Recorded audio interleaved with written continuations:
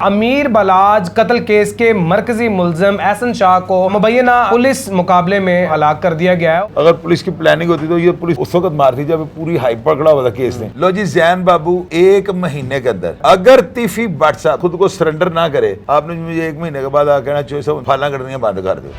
अस्सलाम वालेकुम नाज़रीन, आपका मेज़बान जैन बाबू आपकी खिदमत में हाजिर है और आप देख रहे हैं उर्दू पॉइंट। अमीर बलाज कत्ल केस के मरकजी मुल्जिम एहसन शाह को मुबैना पुलिस मुकाबले में जो है वो हलाक कर दिया गया है। और ये सारा वकूआ कैसे पेश आया और इसके अलावा कौन कौन लोग हैं जो इस वाक़े में मुलव्वस हैं, ये बताइएगा कि कितने लोग थे और किस तरीके से ये वाक़या पेश आया। जैन भाई, ये जो है ना वाक़या नहीं आप इसको कहें, आप इसको ये कहें कि पुलिस वाले बहुत बड़े हादसे से बच गए हैं। ये जो है ना आप ये कहते हैं, बल्कि अक्सर लोग कमेंट बॉक्स में लिखते हैं पुलिस मुकाबले जेली हैं। भाई, जिस पुलिस मुकाबले में बंदा मर गया वो जेली तो हो ही नहीं सकता। वो तो एक बंदा मरा तो है ना, जेली तो ना हुआ। ये आप कह सकते हैं मावरा अदालत कत्ल, आप ये लफ्ज़ इस्तेमाल कर सकते हैं। अगर एहसन शाह को कोर्ट ट्रायल इसका चलता है ना, तो हाई कोर्ट ने इसको 15 या 20 दिन बाद बेल दे दें। वो पहले दिन से मैं प्रोग्राम में ये कहता हूँ। मैंने शुरू में ये भी कहा, मुझे लोगों ने कॉल करके कहा चोई साहब ये मुनज़्ज़म प्लानिंग कर रहा है, इसने पेश होना है, इतना शदीद अटैक होना है, पुलिस वालों की जानें भी चली जाना, इससे भाग जाना है। मुनज़्ज़म कौन है? गैंग बनना है, गैंग। अच्छा, यानी मुनज़्ज़म गैंग जो है ना, उसने आगे अटैक करना है इसको छुड़वाने के लिए पुलिस पार्टी पे। मेरे प्रोग्राम खोलने से मैंने कहा था जो पुलिस इसके साथ जाए ना, बुलेट प्रूफ जैकेटें पहन ले, पुलिस वाले बुलेट प्रूफ हेलमेट पहन लें, बड़ी जो गन्ने हैं ना 223 बोरे, तो इस तरह की रेफरेंस साथ रखें, वरना ये भाग जाएगा। तो आप ये देखें कल जो अटैक हुआ है इसको छुड़वाने के लिए, वहाँ पे जगाना के 20 शटर पिस्टल चले। वो एक मुलाजम बताता है, सफदर उसका नाम था, वो कहता है वहाँ से गुजर रहा था, तो वो गालबन शादबाग थाने का, तो वो कहता है कि मैंने देखा है लाइटें सिर्फ नज़र आई हैं, ये नहीं पता लग रहा था कितने पिस्टल हैं और ये क्या वेपन चले हैं। वो कह रहे छट्टे ये नहीं चल रहे थे। कितने लोग इसको छुड़वाने के लिए आए थे, उनकी तादाद का कुछ पता है? और कौन सी बाइक्स थी? ये जो था ना, ये जैन भाई लड़के जो थे ना, 2 निकले हैं अंदर भल्लों वाली दुकान से। 2 लड़के होंडा चला रहे थे, जो अभी तक मेरे पास जो सदका इतला आता है ना, उसमें 2 लड़के जो ये आए ना अंदर से निकल के, ये आगे होंडों में बैठ गए हैं और पुलिस वालों ने जो है ना अंदाजा लगा रही, क्योंकि पहले ही वो अलर्ट थे। उन्होंने पीछे कांस्टेबल ने किया ड्राइवर को टेलीफोन, उससे कहा कि ध्यान नाल करना, पीछे पीछा शुरू हो गया ये।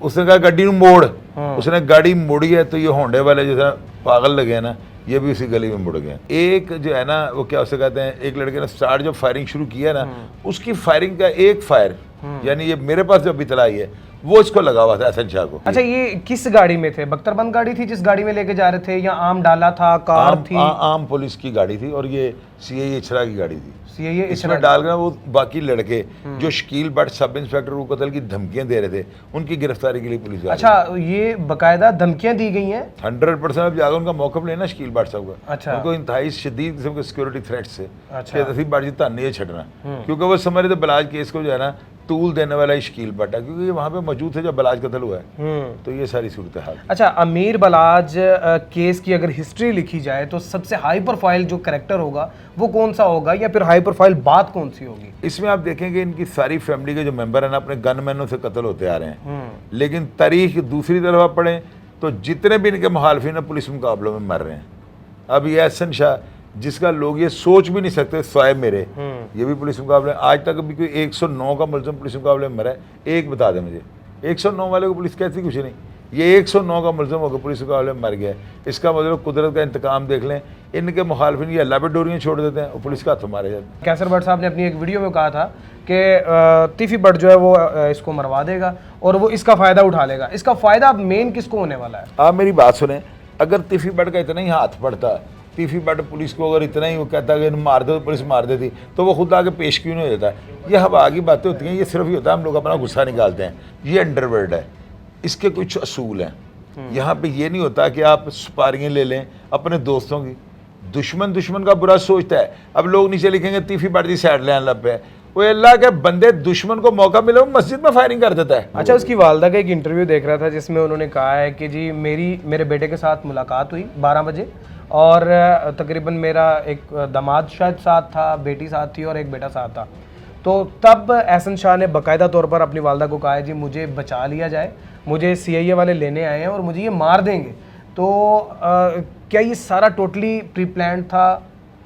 यार ये जो शकील भट्ट और मोहम्मद अली भट्ट साहब की टीम है ना, ये तो वैसे भी अगर जेल में किसी को जाकर मिल लेना, तो लोग कहना शुरू कर देते हैं मार देंगे, क्योंकि उन्होंने जिस तरह क्राइम को जो है ना उसको फिनिश करने के लिए जो रोल अदा किया है ना, उनके ऊपर छाप लग गई है कि ये सही इनकाउंटर स्पेशलिस्ट हैं। अगर पुलिस की प्लानिंग होती तो ये पुलिस उस वक्त मारती जब पूरी हाइप पकड़ा हुआ था केस ने। तो ये चीज़ होती है मुकाफात हमारा, जो आपने बीजना वो आपने काटना। लो जी जैन बाबू 1 महीने के अंदर, ये क्लिप आप नोट कर लो, क्या करना है, 1 महीने के अंदर क्लिप नोट करना है। अगर तीफी भट्ट साहब बेल ना करवाएं और वो बंदा खुद को सरेंडर ना करे और वो बंदा अदालत से आगे इंटरम ना ले, आपने मुझे 1 महीने के बाद आ कहना चोई साहब जो है ना फाला कटनियाँ बंद कर दो।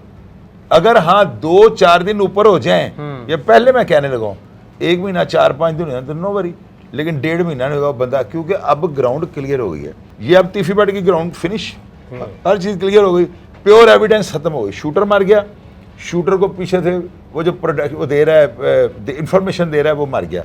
मतलब अब बिल्कुल जो है वो केस खत्म हो गया। अब तीफी भट्ट साहब और गोगी भट्ट जो है क्लीन चिट दे दी उन्होंने।